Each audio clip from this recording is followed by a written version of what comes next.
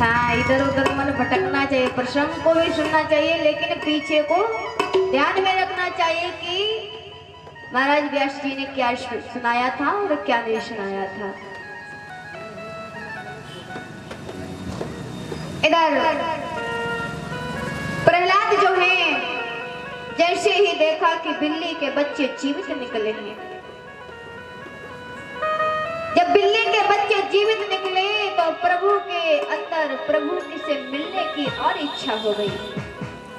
अब तो जी पाठशाला में जाते हैं, प्रहलाद पाठशाला में जाते हैं, तो अब जो गुरुजी जैसा पढ़ाते हैं वैसे ही पढ़ते हैं, लेकिन अपने मन में नहीं उतारते हैं, इधर से सुनते इधर से निकाल देते हैं। मन में वही रखते हैं जो अच्छी बात होती है। इसीलिए हर किसी को यही करना चाहिए। बाकी की दुनियादारी की बातें इधर से सुनो इधर से निकाल दो, जो काम की बात है वही ध्यान में रखना चाहिए। एक दिन की बात है, गुरुदेव जो हैं वो कहीं घूमने के लिए निकल जाते हैं। अब प्रहलाद जी से अपना गुरुकुल सौंप दिया।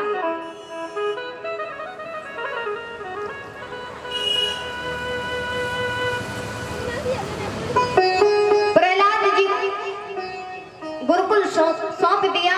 अब प्रहलाद जी ने क्या किया और कहा कि सारे विद्यार्थियों को एकत्रित किया और कहा जैसा ही हम बोलेंगे आप वैसा ही करिएगा।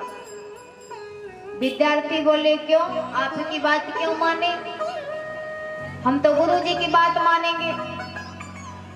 बोले नहीं, गुरुजी पाठशाला की जिम्मेदारी हम पे छोड़ गए, इसलिए इस समय मालिक हम हैं और इसलिए अब हमारी तो बात माननी पड़ेगी।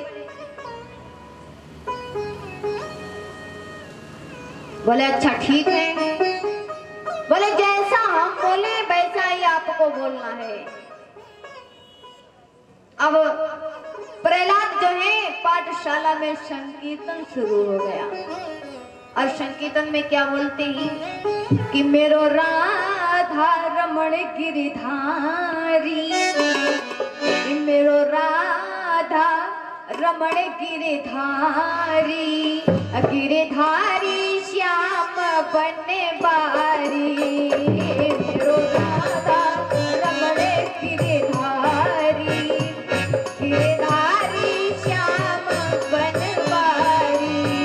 हरि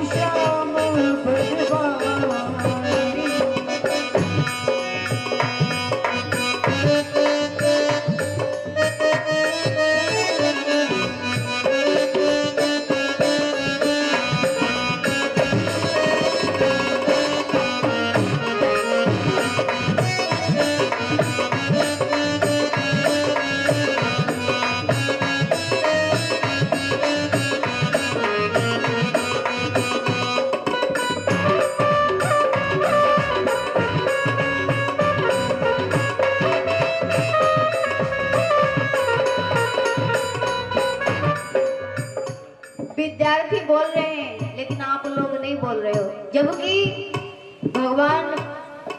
भगवान की कथा में बैठे हुए हो। क्योंकि वहाँ श्रद्धाक्रम जो गुरु जी थे वहाँ तो राक्षस को विद्या सिखाते थे, लेकिन फिर भी संकीर्तन बोल रहे हैं, लेकिन आप लोग तो ऐसे बैठे हो, कब पत्तम दी जाए और कब भोजन परोसा जाए, एकदम ऐसे सीधे। मेरो राधा रमणे गिरधारी,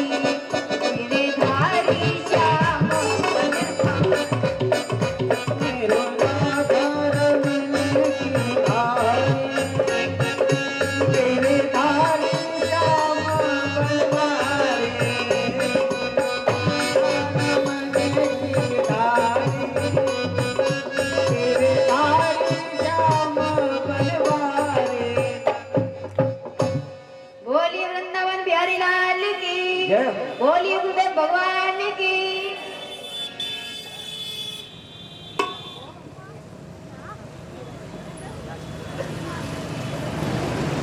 इधर अब बात संकीर्तन हो रहा है।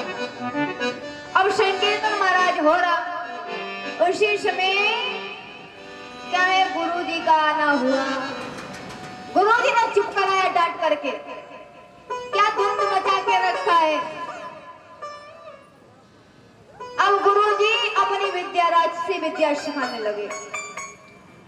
इधर एक दिन की बात है, गुरु जी ने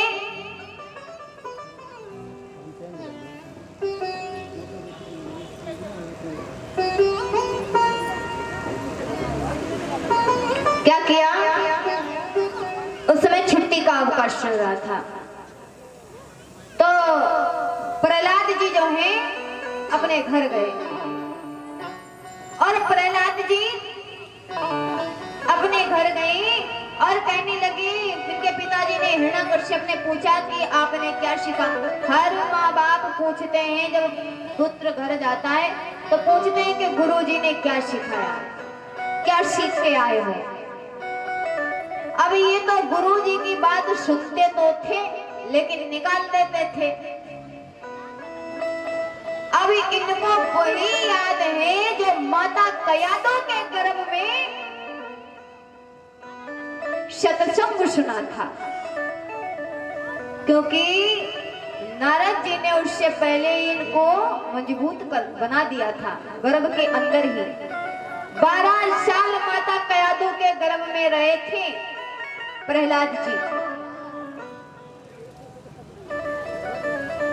और 12 वर्ष के बाद में इनका जन्म हुआ था, क्योंकि नारद जी ने कहा था कि देवी पुत्री, जब तक आप चाहोगे नहीं तब तक आपके पुत्र का जन्म नहीं होगा। जब हिरण्यकश्यप तपस्या करके लौटा था तभी प्रहलाद का जन्म हुआ था। तब तक 12 साल अपनी मां के गर्भ में रहे थे। पिताजी ने पूछा कि कहो बेटा, गुरुजी ने क्या सिखाया। कहने लगे पिताजी, हमें गुरुजी ने सिखाया है कि संसार में रहो, कर्म करो, लेकिन परमात्मा को नहीं भूलना चाहिए। उनका भजन पूजा पाठ जरूर करना चाहिए। भगवान ये नहीं कहते हैं कि हमारी पूजा के लिए अपना सारा काम छोड़ दो, नहीं कहते हैं ना। इसलिए हर मनुष्य को यही चाहिए, आप अपना कार्य भी करो, बीवी बच्चों को देखो, गृहस्थ संभालो, लेकिन 10 मिनट भगवान का भजन भी करना चाहिए। लेकिन हिरण्यकश्यप ने जैसे सुना, इसने आज प्रहलाद जी को गोद से नीचे उतार कर फेंक दिया और कहने लगा, तो उस दुश्मन का नाम ले रहा है, अरे जिसने तेरे चाचा का वध किया है, और तू उसी का नाम ले। अरे हम राजा हैं, हम जो चाहे सो कर सकते हैं, जिसको चाहे मार सकते हैं, जिसको चाहे बचा सकते हैं, हम तो राजा ही हैं। इसको अपने राजा बनने को बड़ा घमंड था।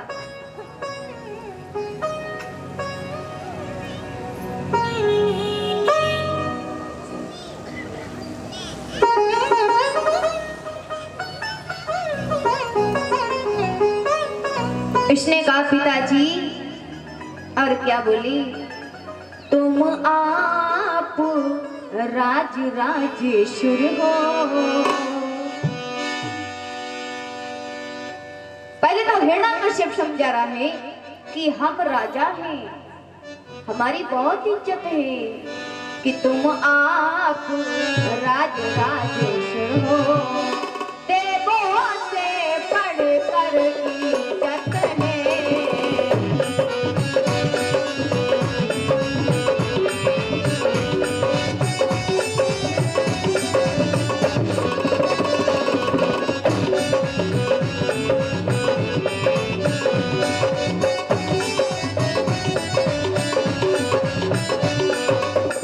कि हम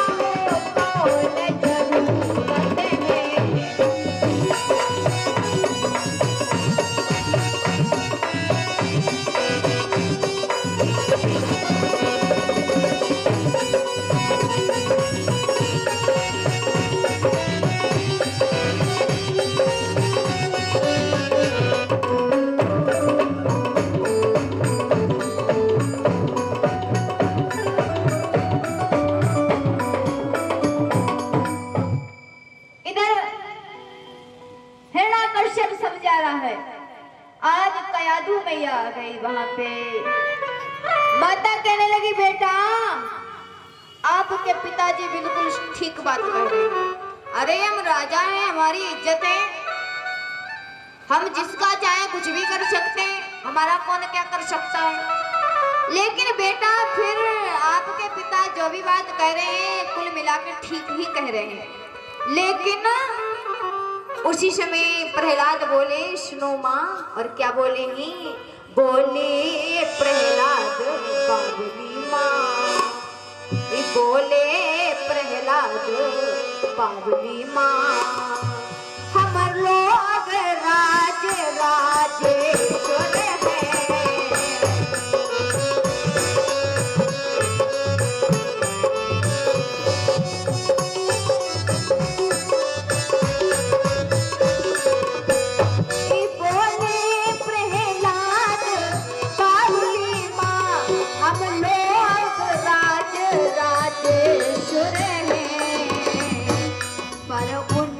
परमेश्वर प्रभु के आगे, पर उन प्रभु के परमेश्वर के आगे छोटे सी ईंट बराबर है, पर उन परमेश्वर के आगे छोटे से ईंट बराबर है।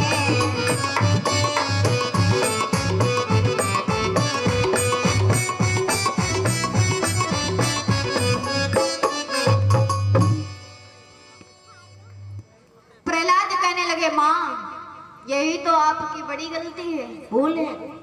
आप अपने आप को राजा, आप महारानी हो, आप राजा हो, लेकिन आप उन पार ब्रह्म परमेश्वर ब्रज ब्रजेश्वर उनकी बराबरी कर रहे हो, उनसे अपने आप को बड़ा बता रहे हो, यही तो आपकी भूल है।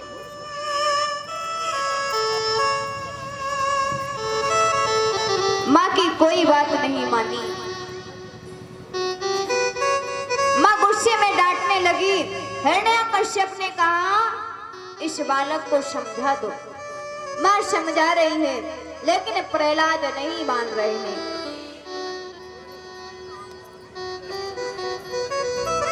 हिरण्यकश्यप ने कहा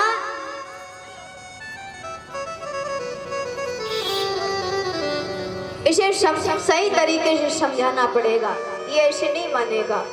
माता कयादु गुस्से में कहने लगी अरे प्रहलाद, और क्या बोली है कि रसगुल्ले को खाने वाला कड़वापन नहीं जानता है, कि रसगुल्ले को खाने वाला कड़वापन नहीं जानता है, और पलने में पलने वाला ललने का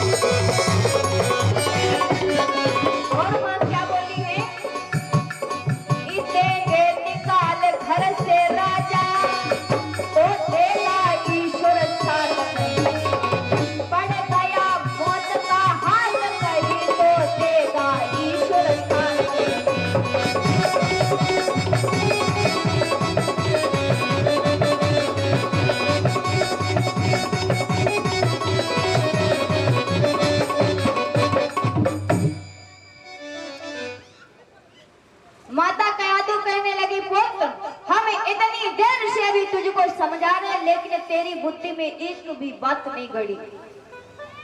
कहने लगे माँ यही तो आपकी बड़ी भूल है, हम राजा हैं, हम ईश्वर नहीं हैं। हम किसी को जीवन दान तो दे सकते हैं क्योंकि क्षमा कर सकते हैं, लेकिन वो तो हमारे अंदर प्राण वायु बनकर के बैठे हैं।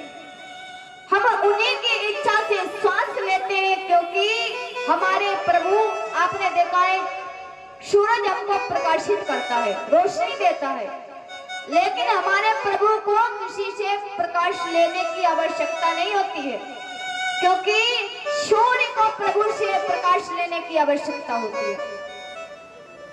वो हमारे अंदर बैठे, हृदय में बैठे, हमारे हृदय को भी प्रकाशित करते हैं, इसलिए उनको किसी का से प्रकाश लेने की आवश्यकता नहीं पड़ती है।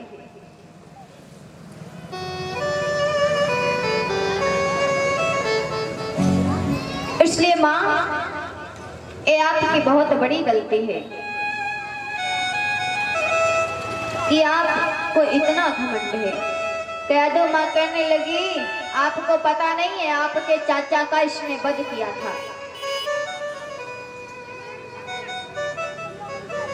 हिरण्यकश्यप कहने लगा ये ऐसे नहीं मानेगा, इसलिए जाओ इसको जहर दे दो। अगर वाकई में तुम मेरी धर्म पत्नी हो तो तुम्हें पुत्र का मोह नहीं लगेगा, तुम इसको जहर दे दो। माता कयादु ने ऐसा ही किया। ध्रुव प्रहलाद कहने लगे कोई बात नहीं है, जहर ही सही।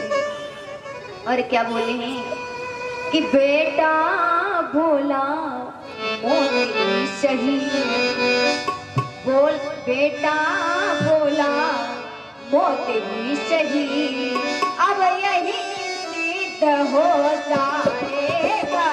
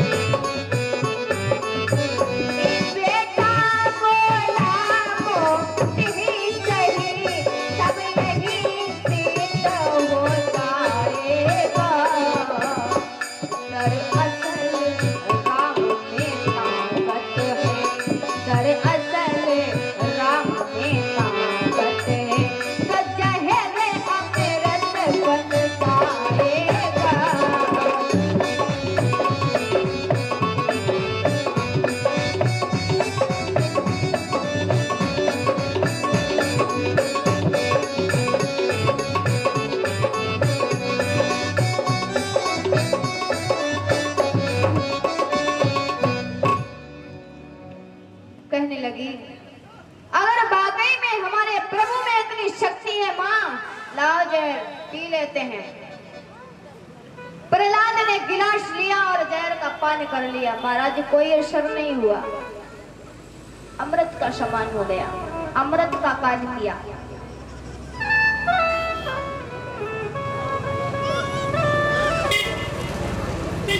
जब कोई असर नहीं हुआ तो हिरण्यकश्यप को ये बात पता चली। हिरण्यकश्यप कयादु के पास में आया और बोला कि आपने जहर के नहीं पिलाया बल्कि पानी को पिलाया और इसलिए इसकी मृत्यु नहीं हुई। और उसने क्या किया, हिरण्यकश्यप जो है दिन प्रतिदिन अत्याचार और ज्यादा बढ़ा।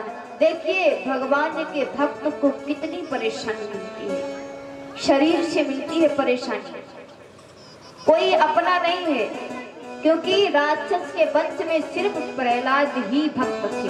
अब सोचिए वहां पे अकेले हैं सिर्फ, इसलिए किसी को भी कोई भी व्यक्ति हो हमेशा अकेले ही बढ़ना चाहिए। ये नहीं कि दूसरा हमारे साथ में चले तभी हम आगे बढ़े। अपने लक्ष्य तक जाने के लिए उसे अकेले ही मार्ग पर चलना चाहिए।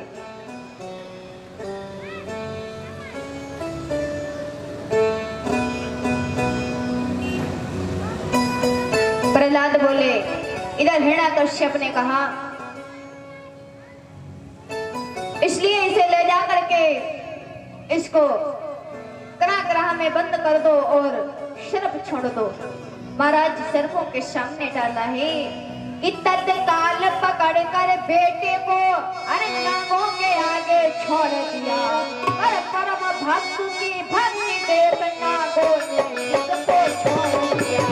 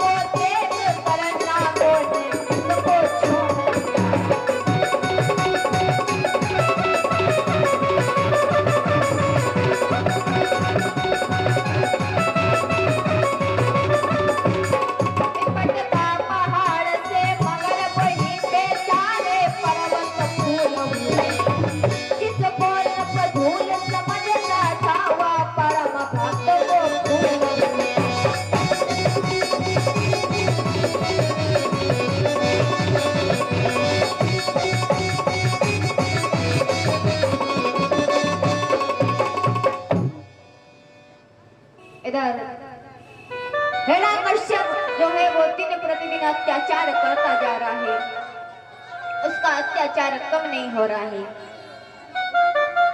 नागों के पास में फेंका है, नागों ने भगवान के भक्तों को देखा, अपने विष को छोड़ दिया।